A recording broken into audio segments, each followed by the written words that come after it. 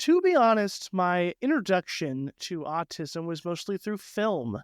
In middle school, we watched the movie Temple Grandin in one of my classes. I don't even know which one or why. In high school, we watched Rain Man in psychology, which is rated R, has some F words, a whole sex scene. It was crazy.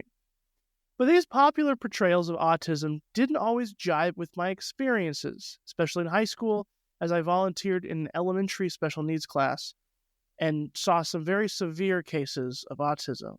But I'll admit, never with any of these experiences did I stop to think about the relationship of autism and the Christian faith. Today's guest is going to help us actually think critically about this intersection. Jonathan Machnee, host of Christian on the Spectrum podcast, is on the show to talk to us about his experience and research into having autism as a Christian.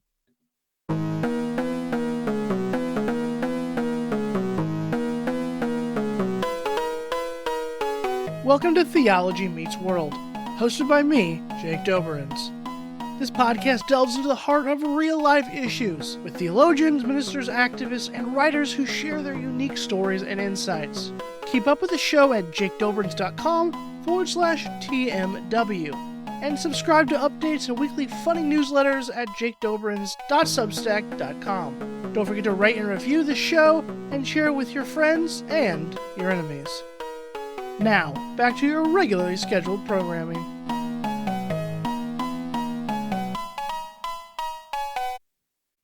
Jonathan, it is good to have you. This is going to be a very interesting conversation. Yeah, it's good to be here. I'm glad to share my information with everyone. Absolutely. And information you have. And so I think it's probably just going to be in everybody's best interest to just dive in, because I know you're passionate about this. I know you got a lot to say for sure. So, Jonathan, you have an interesting religious history. Have been raised Christian, then you became a new atheist, and then you came back to Christianity. So, as briefly as possible, because I know it's a long journey, talk about that religious journey and also just kind of how autism played a role in any of that. Yeah, so I think I'll maybe start with the autism part. I was raised in rural Saskatchewan in Canada. So in a fairly conservative evangelical church. The actual church was Mennonite Brethren, but most people don't know what that means. So I do. The joke the joke is MB stands for mostly Baptist, and that's probably probably accurate enough to describe the church context that I was raised in. And autism wasn't really anything that I thought about for a while until I was around 12 years old, and I started to develop a lot more self-awareness, and I started to realize I was very different from my peers, very different in a way that a lot of them were figuring things out that I just couldn't figure out. A lot of them were seeing things that I wasn't seeing, and I realized that I just wasn't picking up what they were laying down, and I didn't know why. One of the experiences that a lot of autistic people talk about growing up is they feel like they're in a play and everyone else has a script except for them. Everyone knows their lines and everyone knows what to say, but you don't have one, and you feel like you have to improvise, or that, it feels like you're an alien from another planet who just happens to look like a human, and you've landed on the wrong planet, and now you're here, you have to figure out how to pretend to blend in with all the other people so that they don't see that you're really different. But it was really then that I first started to realize that there was something very different from me. I didn't know what autism was at the time. I didn't understand any of that, and it never really occurred to me that I could be autistic until I was 16, and my mother was sitting at a dinner table with me, and she just happened to drop growing up, I always thought you might have Asperger's syndrome until around like age 12, when all of a sudden you just got better. And age 12 was the time that I realized something was really different from me. And I built this whole internal self-improvement program where I would just look at my older brother, who's very neurotypical, very popular, very cool and socially aware. And I just told myself, okay, you don't understand what's going on. You're going to mess this up. You're not going to do the right thing. Just what would Peter do? And I would just copy him, and everything down to his speech patterns, the way he interacted with people, the way he talked, the slang, everything. It really annoyed him, but it worked. And I started doing this when I was 12, and then that's when my mother decided, oh, maybe he doesn't have Asperger's, because all of a sudden many of his social problems have started to improve. And I remember when she said that, and especially saying that I got better around 12, when it was this time where I intentionally decided to start doing things completely differently, that internally I kind of started freaking out. And then immediately after supper was done, I went down to my computer and I Googled Asperger's syndrome. And it was like looking in a mirror at a description of my life thus far, and then reading about what it was like for other teenage boys to have Asperger's and what they kind of look like. I thought, oh my God, this is me. Like, this describes everything in a way that I had never heard anyone describe it to me. It was like I got an encryption key to just decode all of my life up until that point, where I was finally able to put words to my experiences and understand what was going on there. So we have a family friend who is familiar with this type of thing and deals with autistic teenagers. And he assessed me and he said, you're one of the most typical cases of Asperger's syndrome that I've ever met, which is, good and bad in a way. It's you always like to think that maybe you're hiding it better than you are, but I definitely wasn't. And he said, yeah, absolutely no doubt in my mind that you have autism. Or at the time, it wasn't autism, it was Asperger's. And he said, yeah, that's what you are. Unfortunately, we lived in rural Saskatchewan, and he said, there are no support services for you. And at the time, I really wanted to join the army. And so I talked with him, and he said, look, if you have this diagnosis on your file, it could prevent you from being able to join the army, especially as an army officer, which is what I wanted to do. And so he said, there are no support services for you. There's nothing we can really do to help you. And this could be life limiting. So how about we just don't put this on your file and you just go through life knowing you're autistic and go from there. And my life got incredibly better after that point. Like I was able to understand so much more that I didn't understand before, because I now knew this thing about me. And I knew now that why I was missing social cues, why I wasn't understanding people, why I had such difficulty relating to people. And yeah, it was really enlightening. And I hadn't really thought about the way that my autism interacted with Christianity until I left home and went to university. So, I joke that like every good Mennonite, at age 18, I joined the army. I went to the Royal Military College of Canada. Yeah, that's for anyone who missed the joke. Mennonites are pacifists. Yeah. Oh, so yeah, at age 18, I went to the Royal Military College of Canada, where I studied computer engineering. And that was the first time in my life where I had found other people who really substantively disagreed with my worldview in a way that they could properly articulate. And I remember I was raised as a young earth creationist. And I remember just hearing the arguments about evolution for the first time. And I thought, oh, I need to research this more.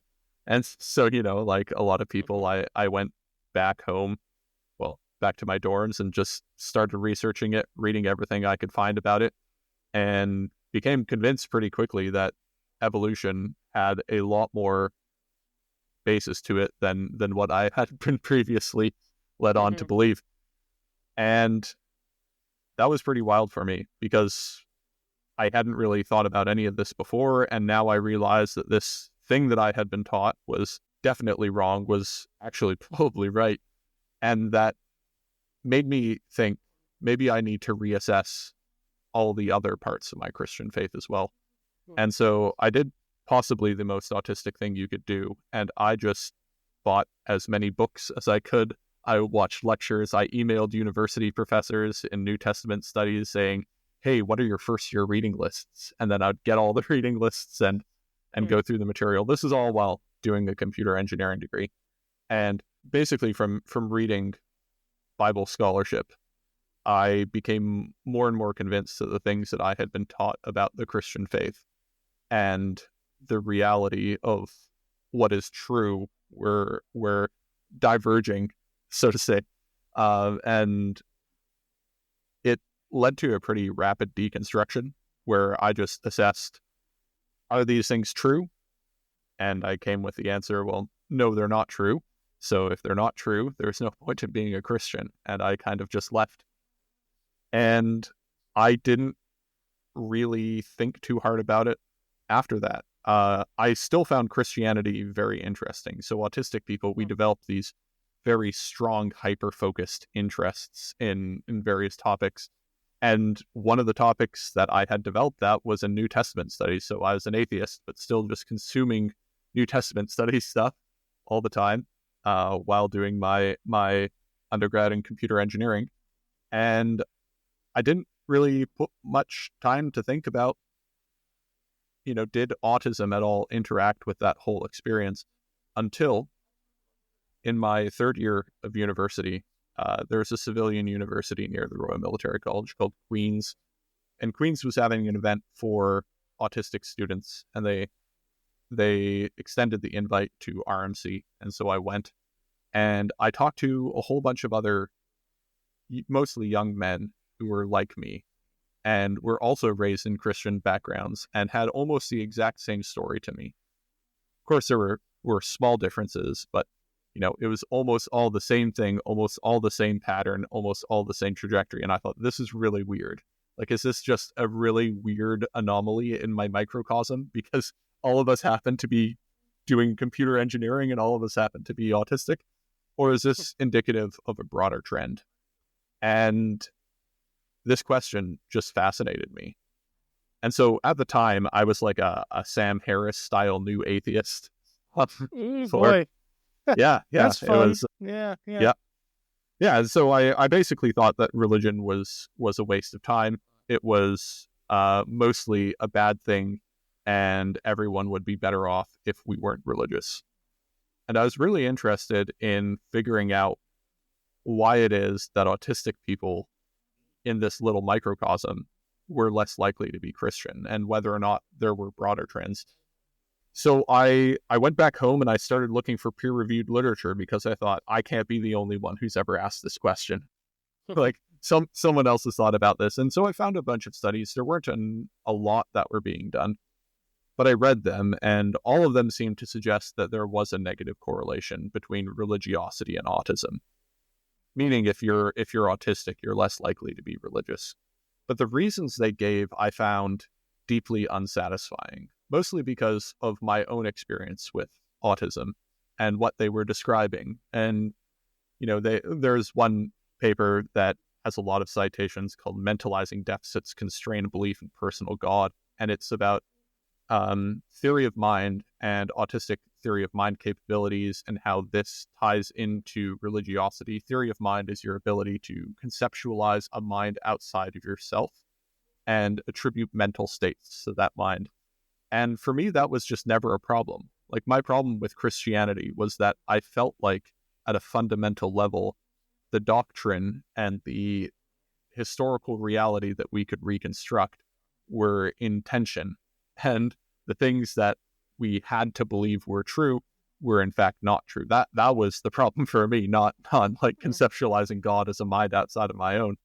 And a lot of the other autistic people I knew, that was their experience. And I just thought, okay, I'm going to figure out why this is the case.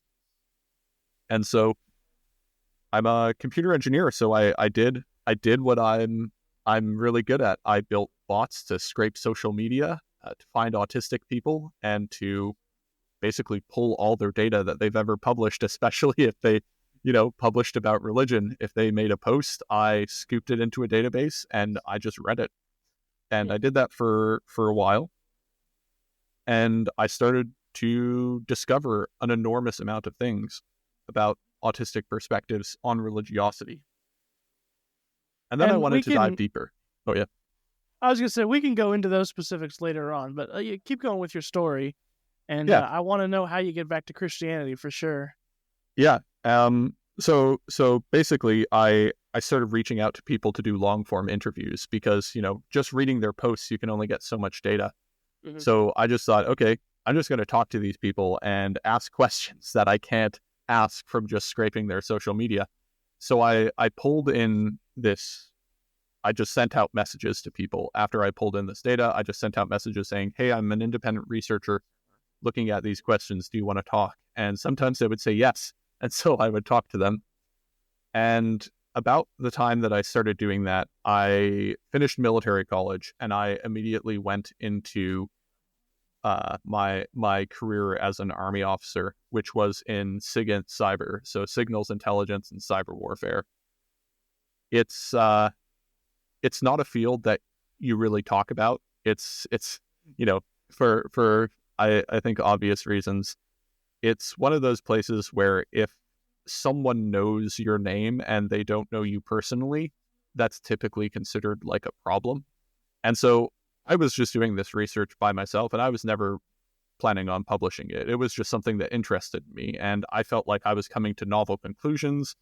And it was just something that I found fascinating to just understand not only this phenomena as a whole, but in a way understand myself. And so I just did this research, just collected data, did interviews with autistic people, Christians, ex-Christians, autistic people who weren't Christian but were looking into Christianity, just asking like, what do you see here? Like what is going on? Why do you believe or why do you not believe? And I just collected this data. And then that's what I did for quite a few more years until I started to get more involved in some aspects of military operations that, I don't know how to put this delicately, but I started to realize that many of the ways that people like Sam Harris framed the global war on terror versus the realities of what the global war on terror actually are were different in a way that started to make me very uncomfortable in a way that I hadn't really been forced to think about until I got to those positions. And that made me want to not be in the military anymore. I really can't go into many details on any of that, but suffice to say, I kind of had a crisis of conscience and I decided I'd leave the military. By the time I decided to leave the military, I left in just at the beginning of 2020. So I went into the private sector. I mean, I'm an offensive cybersecurity expert. That's in really high demand in the private sector. I had no trouble finding a job after leaving the military. And then the pandemic hit. And I had a lot of time to kind of sit there and think about what I had done over the last, I guess, 4 to 6 years of being in the Army and working in operations. And I didn't particularly like what I had to see. I'll say that. When you're in that space, when you're doing those things, you don't have a lot of time to stop and examine what you did or why you were doing it or why you made the decisions you made, or a lot of that complexity and nuance that comes with a lot of the very hard decisions that you have to make when you're in those spaces. And so I really didn't have a lot of time to think about it. And then all of a sudden I found myself with way more time than I ever wanted, sitting in a room by myself, doing forensics or doing penetration testing, just sitting in a room alone with my thoughts. And at the same time, I discovered a few different writers. One was named Tadeusz Borowski, and one was named Simone Weil. Tadeusz Borowski was a Polish dissident who was a Holocaust survivor. He was a dissident in Poland and was taken to Auschwitz, and he wrote a book called This Way to the Gas, Ladies and Gentlemen.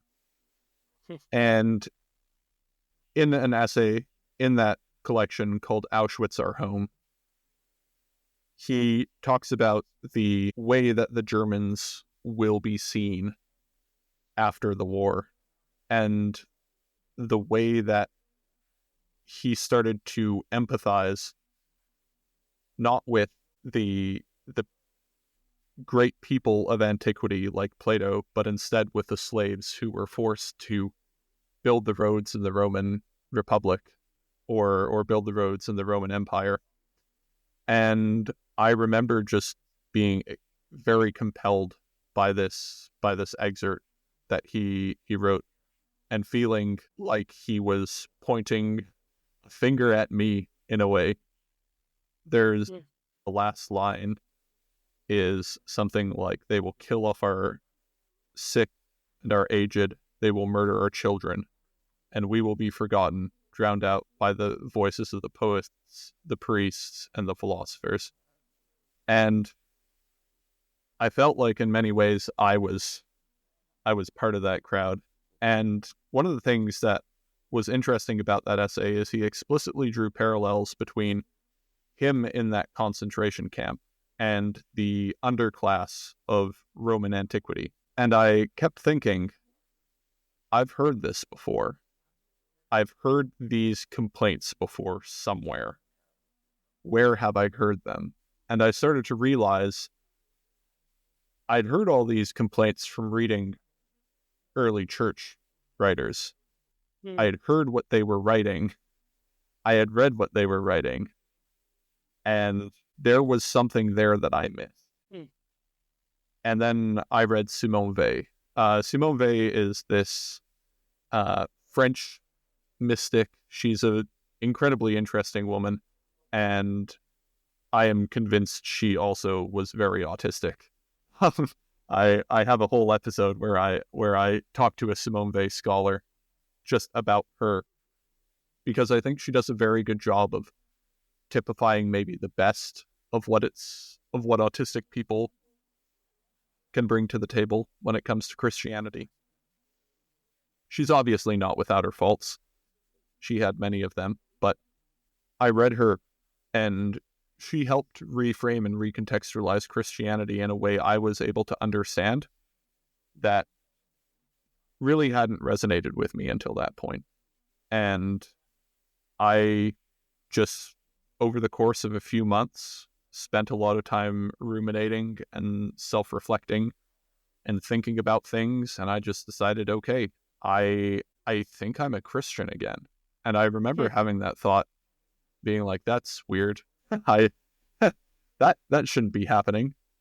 But the more I thought about it, the more I felt, oh, this is true. This is actually what I'm feeling.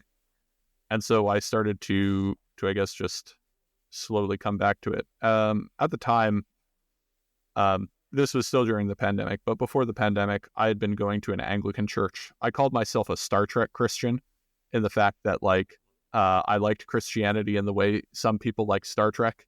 You know, I didn't believe Star Trek was actually true. Okay. I just liked the lore.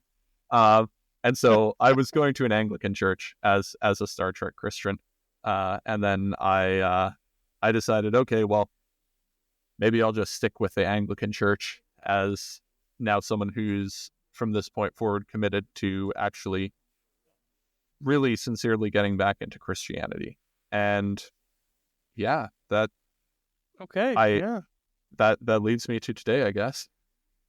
Well, thank you for sharing that story. And I think it illustrated a lot about, not that every, autistic Christian journey is the same, but as you mentioned, you found a lot of people who are going through these similar kind of things. I think it's good for all of us to hear that people come back. And maybe that's not always the case, but that is very interesting. That is a very interesting story, and I appreciate you being open and sharing that with us.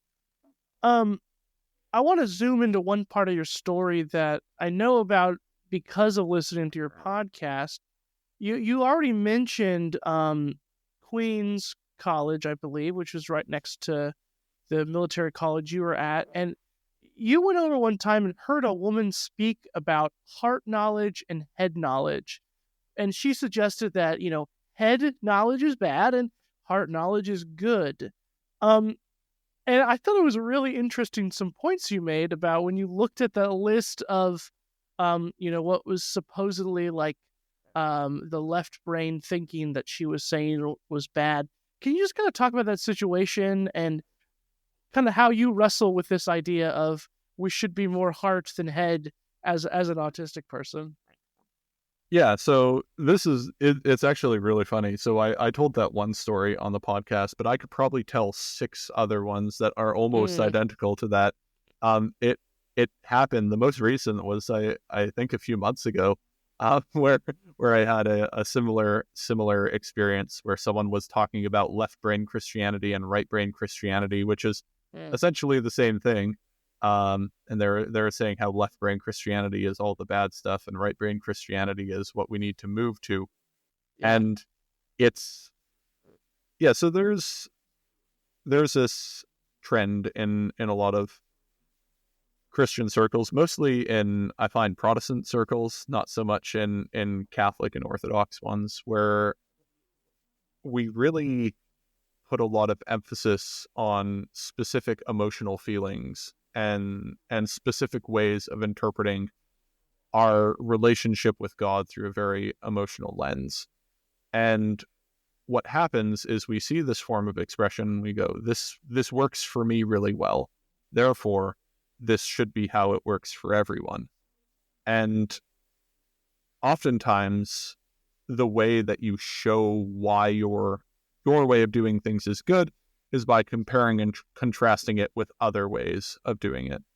And it just so happens that in a lot of cases, the ways that are used as a contrast just so happen to pretty closely line up with the diagnostic criteria of autism.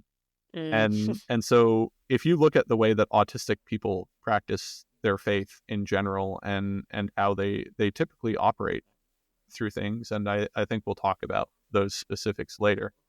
It's very intellectualized. It's very much in the head, in the way that they think about and conceptualize things. One of the common ways that autistic people will describe themselves is they'll say, "I'm religious, not spiritual," and they're kicking against the very emotional form of Christianity that a lot of people find very useful and a lot of people find very comforting.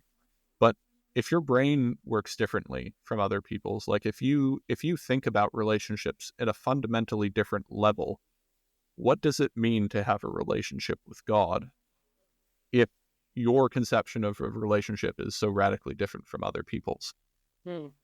And a lot of people don't really think about people like me, I guess, when they're making these presentations. They have these great warm experiences and these intimate personal relationships with Jesus, and they think, this is so good for me, therefore it should be so good for everyone else. And in doing so, they take the way that I practice Christianity and the way that a lot of people like me practice Christianity, and they denigrate that. And they say, well, this is not the good way to do it because this doesn't lead to the outcomes that I find really good. And it unfortunately leads to a lot of situations in which the way that Christianity is sold to people is very, I'll say, neurotypical centric. And what I mean by that is it's sold in a way that makes sense to the majority of people, but not articulated in a way that makes sense to autistic people. And often the ways that make sense to a lot of autistic people are denigrated as being secondary or less than. And yeah, the thing that I should say is, just to clarify, I don't think these people are doing it on purpose. Like, I don't think there's this intentional thing. Like, I don't think the people who usually give these talks are interpersonally quite lovely people, and when I point these out, they're usually quite taken aback that they've done this and quite surprised, and are typically pretty apologetic. I don't think they're doing it on purpose. I just think that it never crosses their mind to even think about us, and it never even crosses their mind to consider that there are people who are very different from them, who see the world very different from them. And those people will probably think about Christianity in a way that's very different from them. Well, that's actually a really good segue. Like, let's talk about some of your research then. I mean, what does Christian religion, spirituality look like for an autistic person? I mean, I know you've been doing this for like 10 years or whatever, so you can't tell us everything, but, give us some highlights. What is it like? Yeah, so there's this phrase in the autism community: if you've met one person with autism, you've met one person with autism. And what that means is that, autistic people, there isn't a cookie cutter for what autism is. And autism includes a very wide range of different experiences. And within autism, there are different categories like autism 1, 2, and 3. Autism 1 is low support needs. So that's a category I'm in. It's used to be called like Asperger's or high functioning autism. And then there are high support needs, and autism 2 and 3 are like high support needs and very high support needs, where there are often a lot more additional complications that come with this. My research is almost all on autism 1, and so I can try to answer that question. But again, if you've met one person with autism, yeah. you've met one person with autism. So generally speaking, what it looks like when I try to give presentations on this, I say my one sentence explanation for what is an autistic Christian is: autistic people are typically hyper-intellectualized, non-relational, actions and ethics focused in their Christian expression. So if there's one way to get most of us under the umbrella, it is this like really hyper-intellectualized version of Christianity. They tend to shy away from relational language. And so, you'll often hear the phrase, I have a personal relationship with Jesus, or there's a God-shaped hole in my heart, and I want to feel his presence and things like that. While there are definitely some autistic people who do those things and who use that language, the majority of us will tend not to use it, not because it's bad, but because it's just not really reflective of our experiences. And so one thing you'll typically see is, instead of relationships, a personal relationship with Jesus, they'll use a term like discipleship or something like that. And Jesus is the teacher kind of thing. Yes. You're learning like that idea. Yep. Okay. Yeah. And like your goal is to conform yourself to the teachings of Jesus, not necessarily to be in relationship with Jesus, because a lot of us just think about relationships in a very different way. Like one thing I have to explain to people is, when I have a wife, and like my personal relationship with my wife, I conceptualize it like I'm sitting in front of a nuclear reactor trying to make sure I balance all the levels. I'm monitoring all the different things and just responding to it to make sure the levels are where they should be. And that's not how most people think about their relationship with their wife. I love my wife, and I have a very good relationship with her, and I very, very much enjoy the time that we spend together. But I don't know how to do that with someone like Jesus. It just doesn't make sense to me. And a lot of autistic people will find that they'll like I said, they'll say things like, I'm religious, not spiritual. Or another one they'll say is, it's a religion, not a relationship. Yeah. And they'll often like flip a lot of those phrases around. Mm-hmm. So one of the features of autistic people is, when they are Christian, they'll tend to be Orthodox, but like on the fringes of orthodoxy. I mean, Orthodox like small o Orthodox, not like the denomination. So they'll be Orthodox, but they'll tend to be on the fringes of orthodoxy. So because they're the primary mode by which they engage with their Christian faith is through intellectualization. The way that shows up is often through playing with different ideas throughout Christian history and blending things together and molding things together. And so they'll often be quite syncretic within Christianity. So what that means is they'll take different religious ideas and religious practices from other Christian denominations and kind of weave them all together in a way that makes sense for like their one brain. Like they'll often park themselves in one denomination, but they'll then go scavenge in other traditions for whatever makes sense to them. I found autistic women in particular are very interested in things like Christian mysticism and a lot more of the, I guess, esoteric expressions of the faith that still fall under the Orthodox umbrella. But, a lot of people, when they read them, might go, this is a little weird. Autistic men are also very interested in stuff like that, but it tends to be very predominant within autistic women in a way it's not with autistic men. And most of them will self-describe as some flavor of inclusive orthodoxy.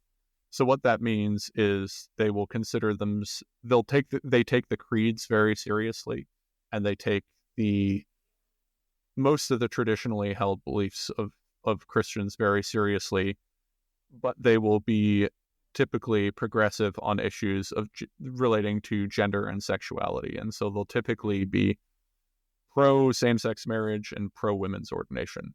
Now, I should say not all of them. So when I say the majority, I'm talking like 55-60%. The next largest contingent would be just Orthodox, I guess, like just fairly like that. I often describe autistic people as theologically conservative, while politically left or politically progressive. You find a lot of them in that sort of category. Again, some of them are just theologically conservative and politically conservative, but if you're looking at the majority of them, they tend to take their faith very seriously. And one of the characteristics of autistic people is we tend to fall into what's often called black and white thinking or all or nothing thinking, and that applies to Christianity in that it's either true or it's not, and it either needs to be taken seriously or it doesn't. And because of that, they'll often take things quite seriously, and they will be, when they say in the religious faith, they're often very committed to it and can be quite hardline in a lot of things. But yeah, is that a good kind of overview? It is, but what strikes me, and I don't think I'm autistic, but I like all of that. Everything you said, I was like, yeah, that actually makes sense to me. That's awesome. And I especially like talking about discipleship instead of personal relationship. I think that's way more biblical. That's much more of a better approach than like Jesus is my boyfriend or something. I don't know. I like all of that, and I don't know. So I'll have to do some reflecting on that, but for sure that is valuable. And I think that answers a question that I had, was just like, what do autistic Christians bring to the table? And I think it's this perspective that we have to also have in the church, because there are people that think like that, autistic or otherwise. We need that too. We can't always just be emotional, and we have to think about stuff. So anyway, no, I like that. I completely agree with you. Like I think Christianity is a very broad and diverse tradition, and I think there's a lot of value in leaning into the diversity of Christianity.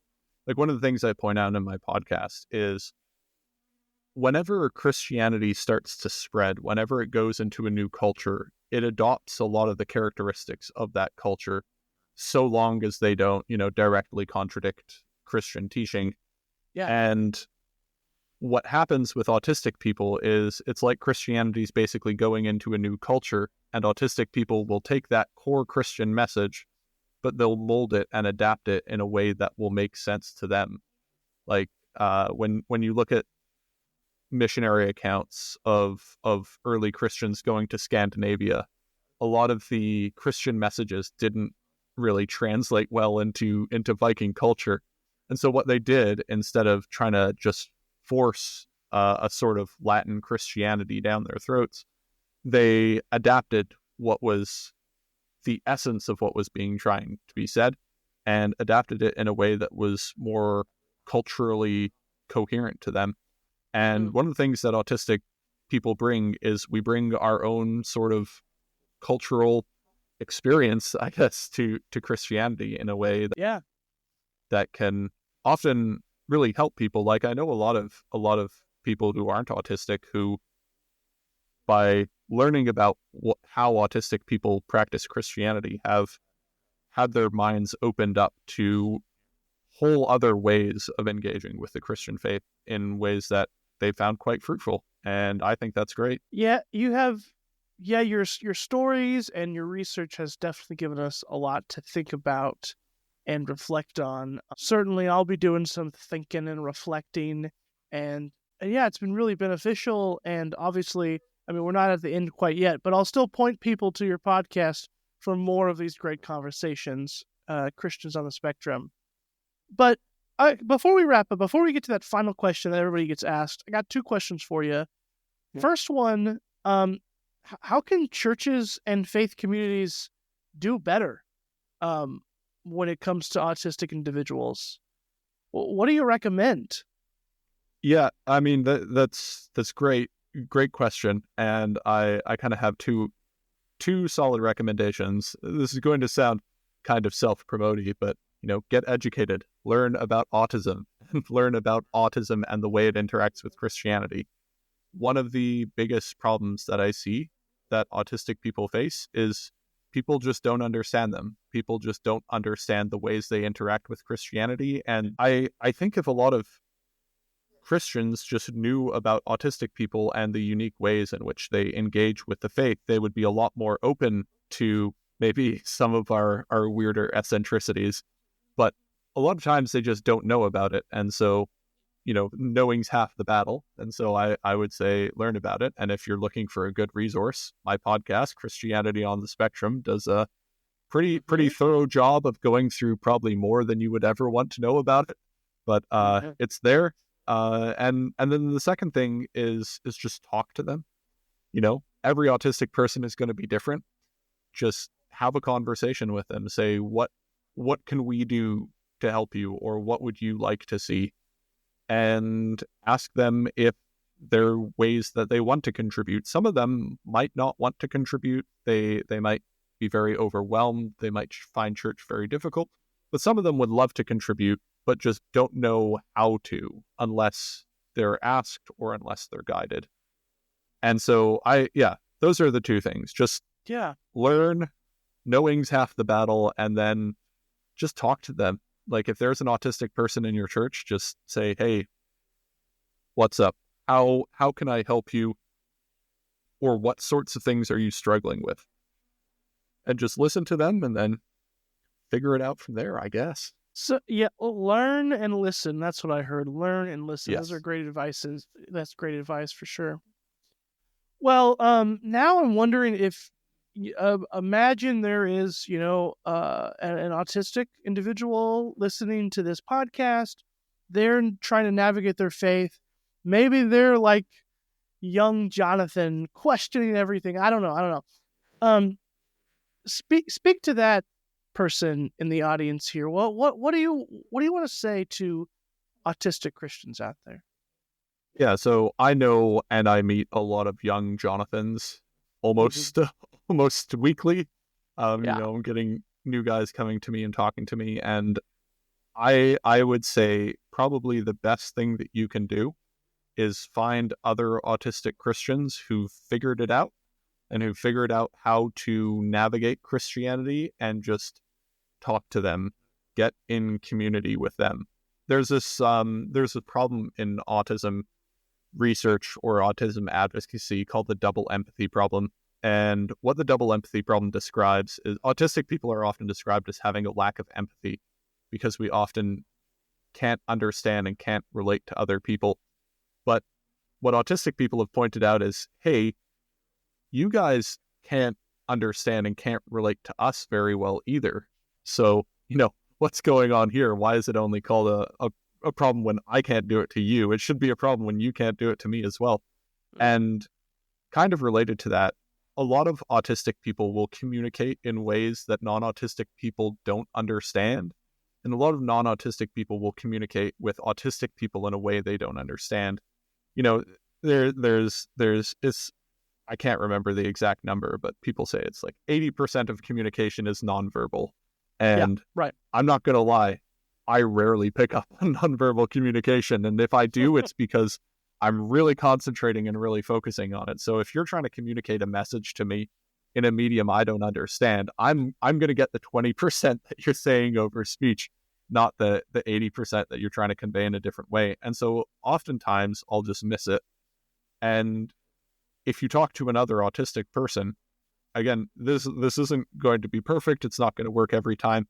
But a lot of us know how to communicate with other autistic people in a way that they can understand and talk to them in a way that they can relate to, and we can process information in similar ways. And there are things that autistic people will say to each other and ways that they will say it to each other that they would never do to a non-autistic person.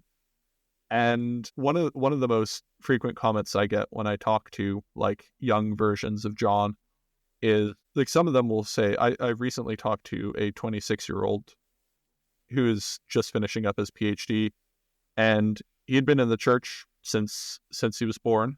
And after talking with me for like probably 4 hours, he said, I have never felt seen and understood as I have in this conversation. And I get that all the time. And it's not because I have magic powers or anything like that. It's because I'm autistic and I've dealt with this, and they're autistic, and I can communicate with them in a way that, you know, pastors who aren't familiar with autism just may not be able to deal with. Like I get campus ministers all the time sending me their autistic students saying, hey, can you talk to this person for me, because I can't get through to them. And it's usually really helpful. So yeah, that's the biggest piece of advice that I can give. Find other autistic people that you can talk to and relate to. And if you say, I don't have any in my life, well, you now know I exist. I will talk to you for as long as you want about anything you want. Yeah. Well, you know, I guess usually we do this at the very end, but maybe it's appropriate here. How can people contact you if they want to have those 4-hour conversations? Yeah. So Christianity on the spectrum at gmail.com is one way to find me. You can also find me on Twitter at Christianity on. And yeah, those are the two places. So email or Twitter. We have a Discord server as well, so you can send me an email, ask to be invited to that if you'd like to join it. Yeah. Sweet. Love it. Well, let's do our final question and wrap this baby up. So, before we end, leave the audience with just one practical action they can do right now to live their faith fully for Jesus. What challenge do you offer our listeners to put into practice this week? Yeah, so when I talk to pastors and clergy about this topic, I often show them a slide. And the slide has two different story versions of the story of the lost sheep. You know, it's from the Gospel of Luke, where Jesus tells a parable about the good shepherd who, upon finding one of his sheep, leaves the 99 to find the one. I put up two versions of the story. One is the version from the Gospel of Luke, and one is the version from the Gospel of Thomas. If you don't know what the Gospel of Thomas is, it's a Coptic, not a Coptic text. It's in Coptic. Yeah. It's part of the Nag Hammadi library, and it is a likely proto-Gnostic sayings source, where it's just a list of supposed sayings of Jesus, and it was rejected by the proto-Orthodox, or the groups that would become the Christian tradition that we know. And I like to point out the differences between the one that we got in our tradition and the one in this other tradition. And the one in this other tradition, I'll just read it. It's saying 107. Jesus said, "The kingdom is like a shepherd who had 100 sheep. One of them, the biggest, went astray. He left the 99 and sought after it until he found it. He had labored and he said to the sheep, 'I love you more than the 99. And I'd just like to have you guys contrast the two stories.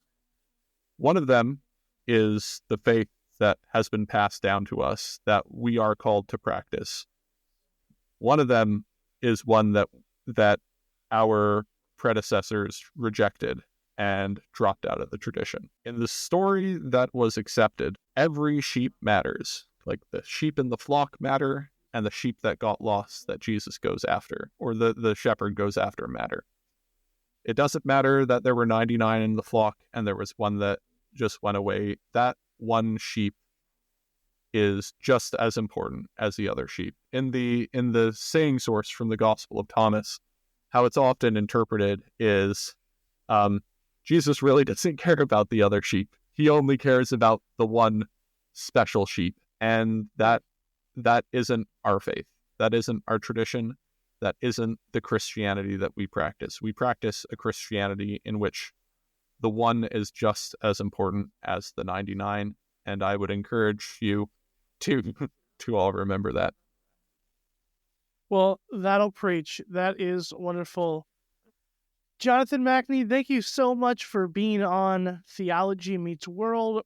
It was really fascinating conversation, just the kind of conversations I want to have on the show. Get people thinking, but also get people acting. Let's make the church a better place, more welcoming for all kinds of people, even if they don't fit our quote-unquote our mold. So I super appreciate you jumping on and being with us today. It's been awesome. Yeah, it's good to be here. And everybody should go check out Christianity on the Spectrum, on YouTube, on wherever you find Spotify, good shows. Apple Podcasts, hopefully everywhere.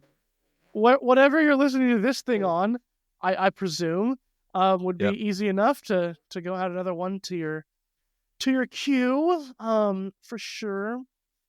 And so everybody should go do that. And of course, everybody should share this show with anybody they think might be interested in such a conversation, such a topic.